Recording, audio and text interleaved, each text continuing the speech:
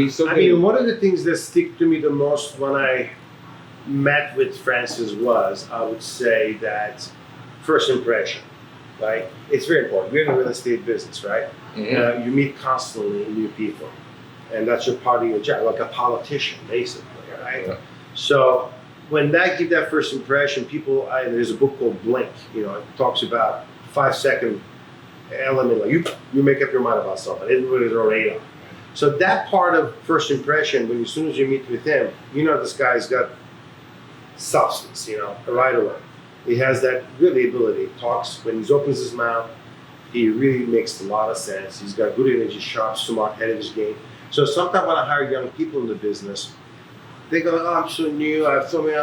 No. That's an excellent opportunity because they don't know you. They don't even expect you how great you're going to be. Because when you look at a younger person, when they're so sharp in the game, it's more impressive than somebody's like, okay, my age, already got the picture, right? Right. He obviously knows the kind of thing. Hopefully no surprise there, right? But when you look at somebody young and sharp, already ahead of the game, it's extra impressive. Like, it makes you extra pay attention to that person. I think I agree. So you can insert that right into my story. It's like, this is like a love show over here. I'm big on. I'm it proud is. of you. And I have close friends that bust my chops. Like, Ron, you should Ron love this kid. But it's patterns of behavior, right? Like, I'm big on patterns of behavior. Like, you're talking about, you see a certain behavior, so it's like Francis answering his phone. I'm a sucker for that, dude. That's why I used to hire a lot of great sales guys. Yeah. Because I love.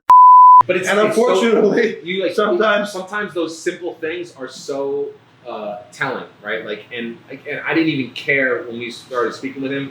His level of experience, I was like, this kid is going to work for us. He's going to hustle. He's going to work hard. Right. And we discussed it, my partner and I at the time, and we both agreed with it. We're like, that's the way to go. And one word that can describe probably be, if I would just use one of the words, I would say one word would be, a key word would be for him is focus. Yeah. This guy's like freaking. So let me take it on that, right? So I'm a big believer. Yes. Oh, absolutely. A good salesperson will succeed regardless of No matter the climate, the influences around you, the things you can't control and dictate because of focus, discipline, accountability, drive, all the innate ability. So what would you say to those that say, for instance, I don't want to put you in the spot, but like, all right, young guy, but can he sustain it? Can he get through a recession? Can he do, what would you say to that?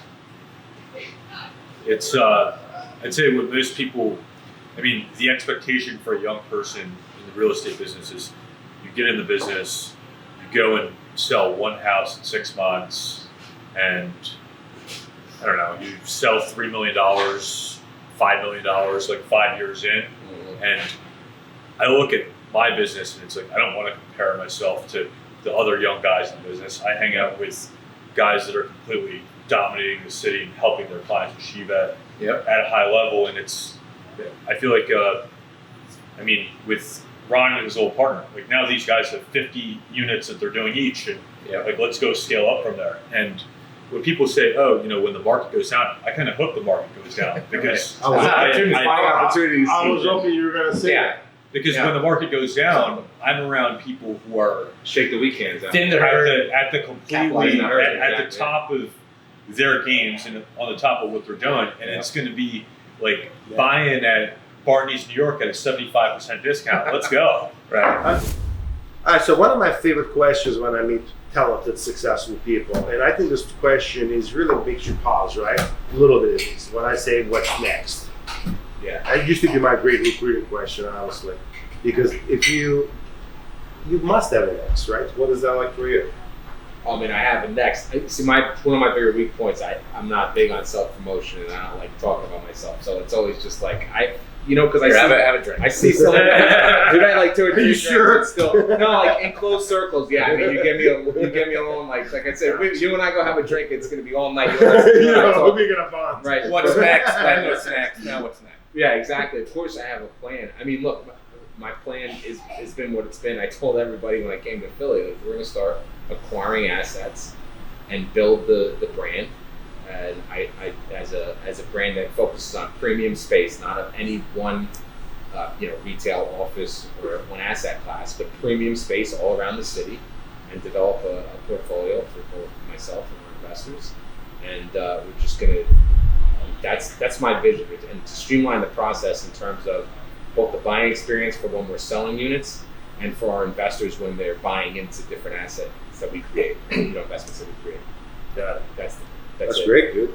That's You just got more out of me Yeah. than most people really. can get that have known me for. I should be working for a TV station or You something. should. So on my end, what's next is sort of what now, Yeah. or what's now, right? So I'm the director of sales for a title company, right? So our mission, we want to be the preeminent title company in the city, best in class. The mission is to obviously grow the existing relationships we have, bring on new investors, but really just flip the hierarchy of influence, because most title companies, they get the handout and they're facilitating what they're given, not really creating opportunities for partners.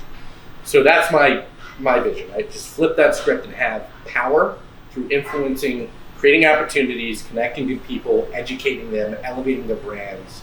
And those are the values that support that mission. So That's right. You touched on it, and I'm not to interrupt you. Yeah. I'll jump in, like giving, like delivering value, right? And that's what I'm trying to say. I wasn't being articulate about it. Yeah. Both to the people buying in, or the tenants renting, and the investors investing in the asset is just like you're saying. It's creating that value for the end user.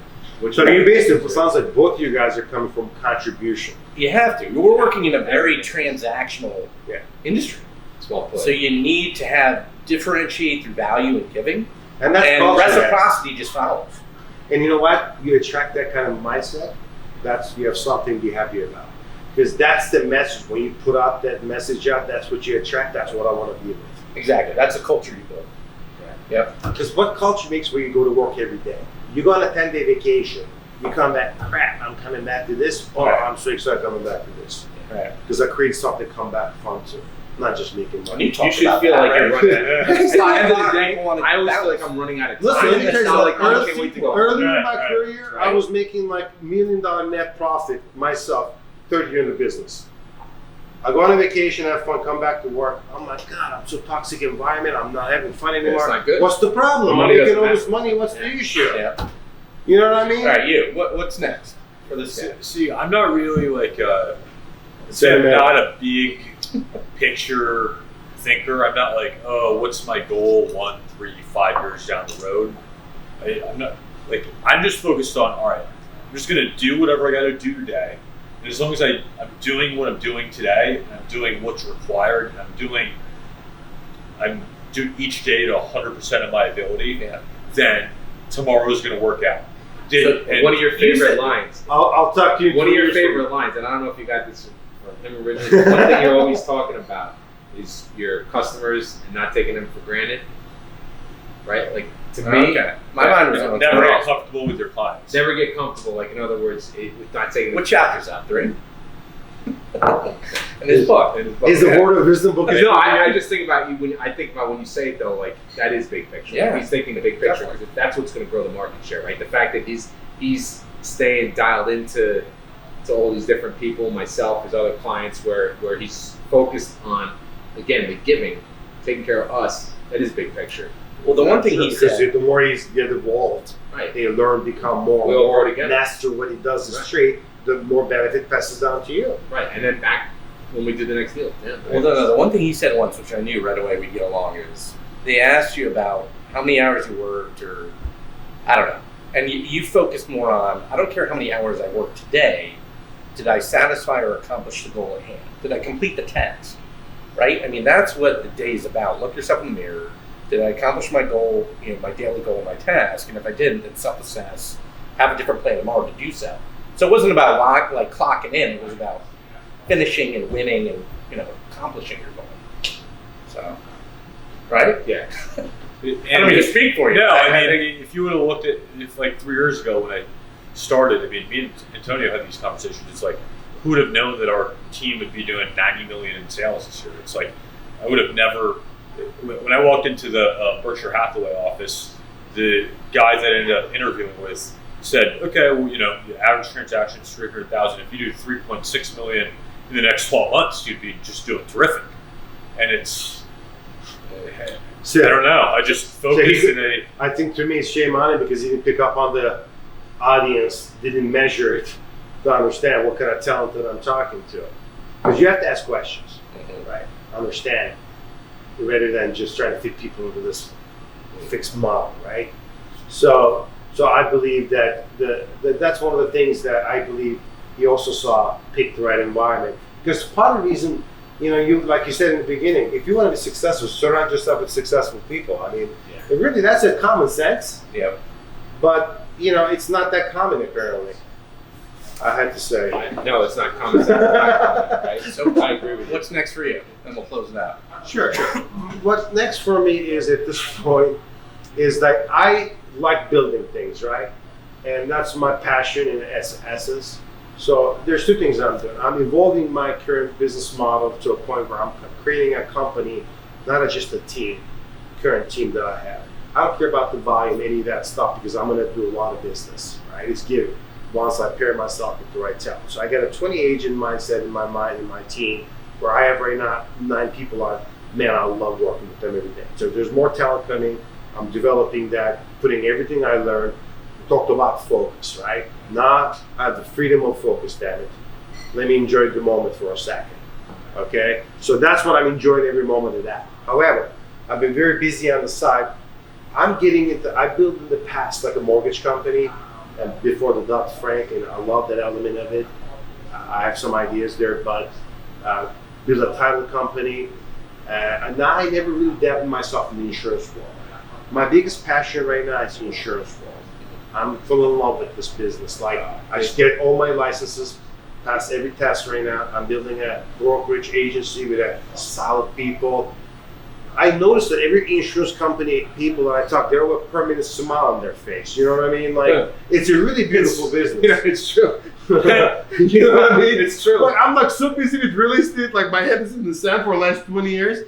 Man, I I'm never just thought pull my head about before. that. He's right though. All my insurance guys are always. Let me tell you something. Like, I'm really passionate about that, but I would never neglect my real estate is also phenomenal gifting. It's a vertical element, right? They work with yin and yang, and That's just a different risk pool in the same asset. It's like I realized how much I don't know about insurance. Like when I took these classes, when I studied them, I don't know what the heck I signed for business. Like nobody reads this stuff. Right. It is such a pivotal thing, insurance is, because it's the risk management element of life, right? Yeah.